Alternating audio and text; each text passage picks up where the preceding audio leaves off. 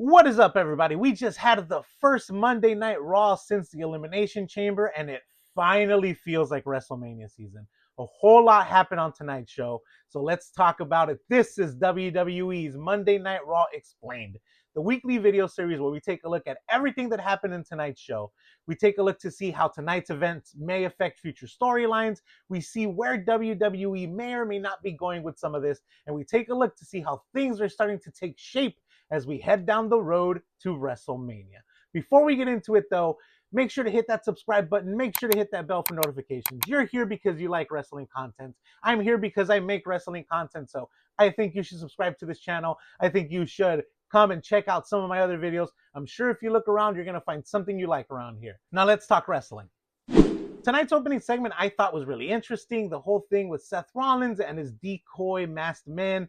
That's a lot of fun. I hope that WWE is pushing a new faction for Seth Rollins. I hope that Seth Rollins comes back with all of these dudes that we've never met before, that we've never seen before, that he trained, that wrestle like him.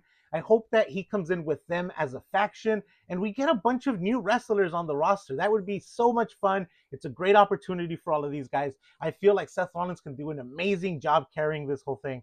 So yeah, I hope that that's where WWE is going with this. So tonight we had the masked men show up again and kind of pull everyone away from the ring, right? A few showed up pulling the Vision away, then more showed up, then security came out, so security were busy, and then Seth Rollins came out to do the real dirty work. Paul Heyman is left alone in the ring. Seth Rollins comes in with a chair. He hits Paul Heyman with a chair. He gives him a stomp. Amazing, great. I like the pivot that WWE is doing with Seth Rollins. Obviously, the original plan was for this to be against Braun Breaker. Obviously, the second plan was for it to be against Bronson Reed. But since they're both injured, why not? It makes perfect sense for him to go after Paul Heyman. Why would Seth Rollins care about Logan Paul? Why would Seth Rollins care about Austin Theory? Of course, he's going to go after the mastermind. We can even tell the story of Paul Heyman being the reason that they turned on Seth Rollins, right? Paul Heyman convinced Braun Breaker to spear Seth Rollins that night. We can tell that story, and Seth Rollins is pissed, and he's justified for attacking Paul Heyman. Great, great, great. Also, I guess he's a babyface. I guess that's what Seth Rollins is. He's a babyface now.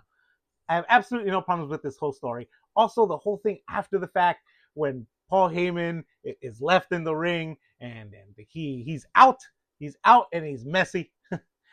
He gets taken away in an ambulance, and that gave me really cool memories of the Attitude Era because I'm an old man and I love the Attitude Era.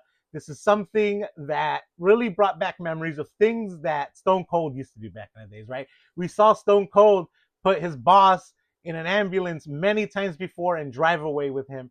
And this really gave me memories of that, especially because LA Knight is very Stone Coldish sometimes. So that was a lot of fun for me. I really love that. After that whole thing, Austin Theory was trying to get to the car with Logan Paul. He then gets intercepted by Jimmy Uso.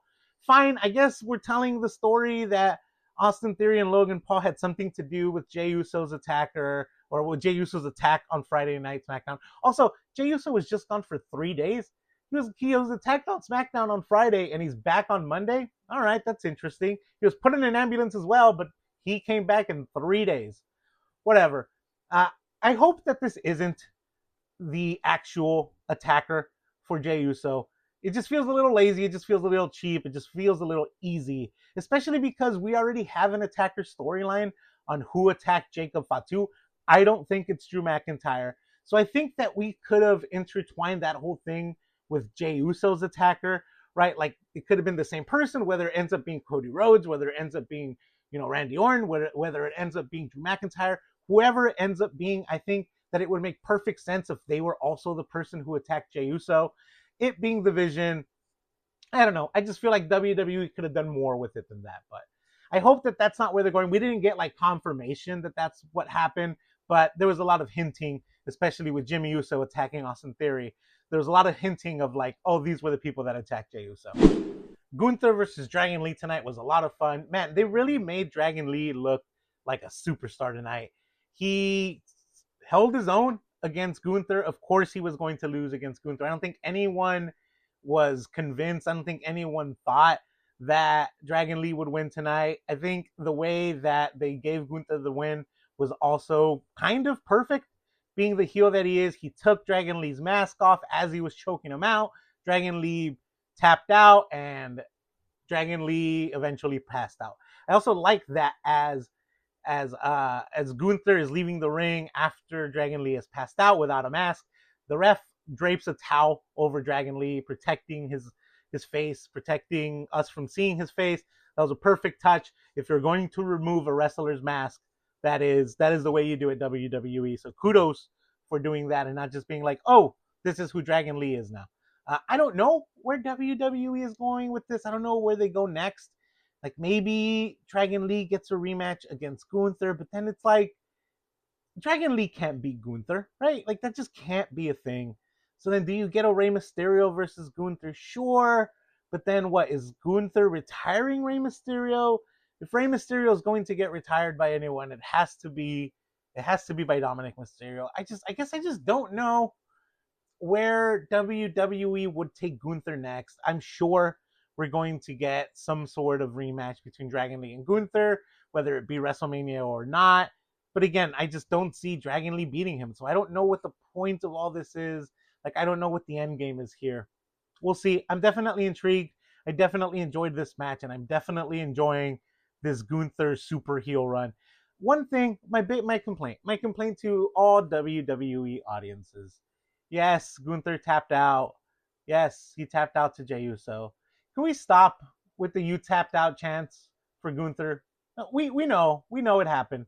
None of us are happy that it happened, right? We know. Can we just stop? Like, that is one of my, that and "this is awesome" chants being thrown out willy-nilly left and right are my two least favorite things about WWE. So we just gotta stop. Let's just stop with the "you tapped out" chants. We know he tapped out. We know it's fine. It's fine. We're past that already. I just want to quickly say, Obafemi versus Rusev. Yes. It's unfortunate because Rusev is 100% going to lose that match. But I want that match to happen. It's going to happen next week on Monday Night Raw. Yes. Seeing them just brawl it out in the middle of the ring tonight was awesome. I want to see more. I want to see 3, 4, 5 matches from these guys. And I want Obafemi to win them all. Because I wouldn't book Obafemi losing until like 2028. This dude just needs to win. He needs to dominate. He needs to go on a Goldberg-like run. And that is it. Danhausen cursed Dominic Mysterio tonight. And yeah, it worked. Dom's cursed now. Sorry, Dom. That's just, it is what it is, man. I don't know what you need to do. I don't know what sort of hex you need to pull to get rid of this curse. But as of right now, you are cursed. And we saw the results of that curse with Penta tonight. Penta has won the Intercontinental Championship. This is his first title in WWE. First of many, I'm sure. This dude absolutely deserves it. This match was amazing. I like, the kind of implosion of the Judgment Day is what did it. Dominic Mysterio was asking for the hammer from JD McDonough. Then JD was intercepted by Finn Balor. He's like, no, he needs to do this on his own. So something's definitely happening here with the Judgment Day. Something's definitely happening here with Finn Balor. We're definitely getting a Finn Balor babyface turn. I don't hate that. And I also think that all of this is happening because we're going to get a multi-man IC championship match at WrestleMania, similar to the one we got last year. We got a Fatal 4-Way last year, was it? I think that we're going to get something similar this time around with Penta, with Dom, with Finn. I don't know if we add a fourth person or not, but honestly, the three of these guys would already make for an absolutely amazing match. So I wouldn't hate that. I do think that that's where WWE will go with the IC Championship at Mania. Not a bad idea as far as I'm concerned. Danhausen meeting the Judgment Day tonight. I thought that was a lot of fun. His interaction with Adam Pearce was so fun. His list of demands, wanting a personal assistant or a camera boy so he can do the pointing picture with Triple H. That was so much fun. I think Danhausen is going to be a hit with WWE crowds. I think WWE crowds just need to give him a little bit of time. They need to really learn who Danhausen is, and I really do think he's going to be a lot of fun. If we have R-Truth on SmackDown, and then we have Danhausen on Monday Night Raw, I am a happy boy with that. I am a very happy boy. Eventually, we're definitely going to get them to cross paths. I don't know. Maybe we'll have Danhausen on Friday Night SmackDown this week as well. great. Let's have him on every show. I love this goofiness, and I'm here for it. Again, not like super familiar with Danhausen, but I have seen little things here and there, the little skits, like little interactions with other wrestlers, and right up my alley for as far as I can tell. So I'm in, and I bet that WWE crowds will be all in. Pun intended. They will be all in soon enough. We also got Rhea Ripley addressing Jade Cargill, addressing everything that's been going on online between the two. Her and Io Sky have officially broken up as a tag team, right? I'm not sure if this was a commercial break or not, but it happened. So Rhea Ripley and Io Sky are no longer a tag team. Io Sky, as a matter of fact, will be part of that gauntlet match for number one contender for the IC Championship that's happening next week. But yeah, these matches for WrestleMania, these women's title matches are really starting to heat up, and I'm excited.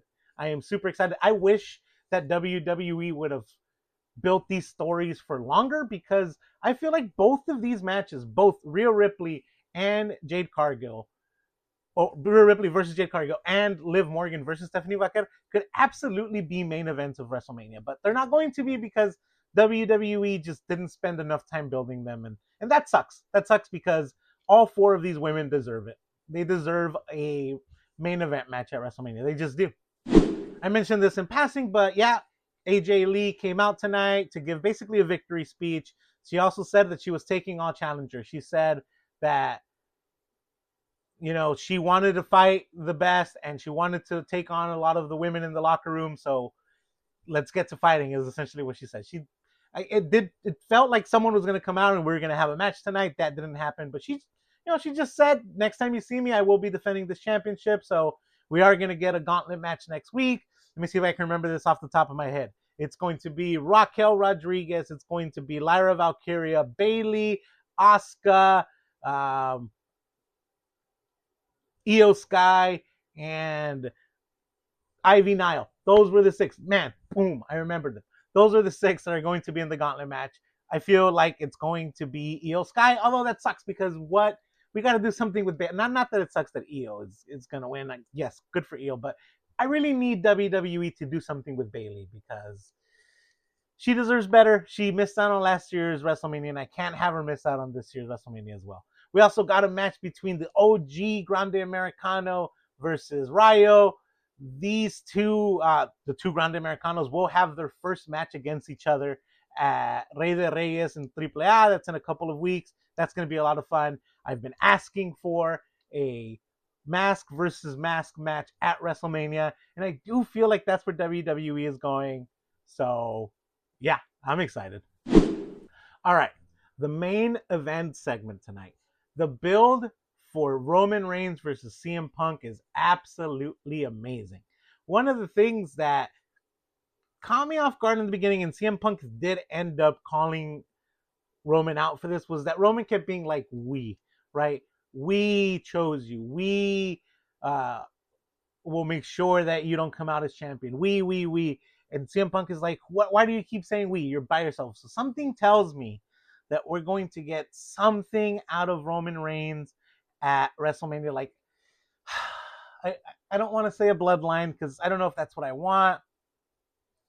But we're going to get some sort of alignment with Roman Reigns and someone else. I don't know. I don't know what that looks like. I don't want it to be like just another Bloodline 3.0 kind of thing. But it does feel like we're building for something with Roman Reigns. We'll see. But yeah, man, this promo got super personal. CM Punk dropped. He told Roman Reigns that Roman Reigns just made the list. So I don't know if this is a tease for Chris Jericho or not, but it definitely rose my eyebrow. It definitely rose some eyebrows out there. You can feel, like, you felt a little bit of a, oh, like in the crowd when he said that, right? So I don't know if this means Chris Jericho's coming back. I don't know if they're dropping hints, but Roman Reigns just made the list. He also told Roman Reigns that he's going to bury him in a cemetery with his father. What did he say? He said, I'm going to bury you next to your father. I wrote it down because I heard this and I was like, oh, Jesus Christ. Yeah, this is getting personal. This is getting good. There's no doubt in my mind that this is going to be a fun match. There's no doubt in my mind that this is main event for night 2 of WrestleMania. Who will win? I don't know. Tonight, it felt like a Roman Reigns, like it felt like prime heel Roman Reigns. It did to me. I don't know. Let me know in the comments what you think. Although with that comment from CM Punk, who knows, right? That also felt like when CM Punk came back and he said, "I'm not here to make friends. I'm just here to make money." But yeah, no, we're building this match. This match is going to be great. I don't know what more we can say from here. Again, CM Punk is right in that he's pulling the weight. What do you say? He's like, you're right, because so Roman had tweeted that CM Punk looked tired and he wanted to take him out of his misery. And CM Punk is like, you're right, I am tired because I'm carrying you through this entire road to WrestleMania because you're never here is essentially what he said. And he's right. He's right. It's hard to build a match this strong.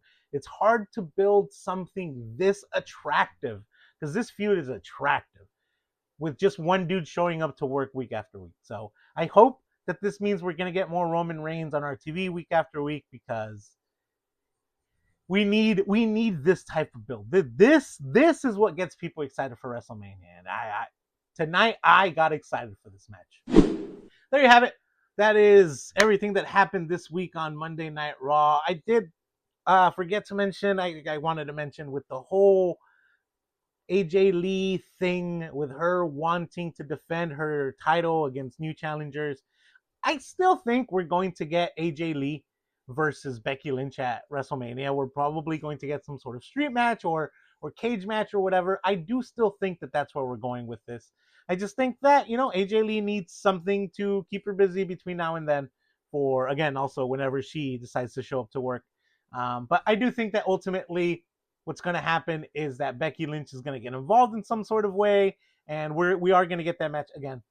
Will this be another triple threat match? I don't know. I don't know if I want this to be a multi-person match, although there are a lot of women that deserve a WrestleMania match, but I just want this to be a one-on-one match where they both get dirty, they both, make each other bleed, they both get violent, because that's the kind of feud that these two have had, and yeah, I want to see it. I want to see it at its peak. But anyway, though, that's everything that happened tonight. Since you've made it this far, make sure to hit subscribe. Make sure to hit that like. Let me know in the comments what you thought about this week's show. I really enjoyed it. I think I gave it a 4.5 out of 5 in my 60-second review because this was a lot of fun. A whole lot happened here. Let me know who you think Jey Uso's attacker is. Is it confirmed that it's the Vision? Because that's boring. That's really boring. Also, is Oba gonna squash Rusev next week? Because he should, but then also what does that do for Rusev's character? It just feels yes, it's fun, but it feels a little soon.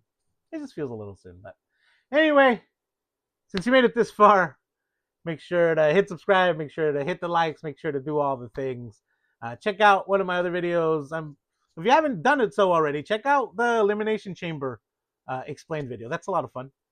There's a whole lot that happened there, and you should watch it because I'm fun to listen to, right? Right? I mean, you're here. You haven't clicked away, so you think I'm pretty fun to listen to. Anyway, though, as always, until next time, have a nice day.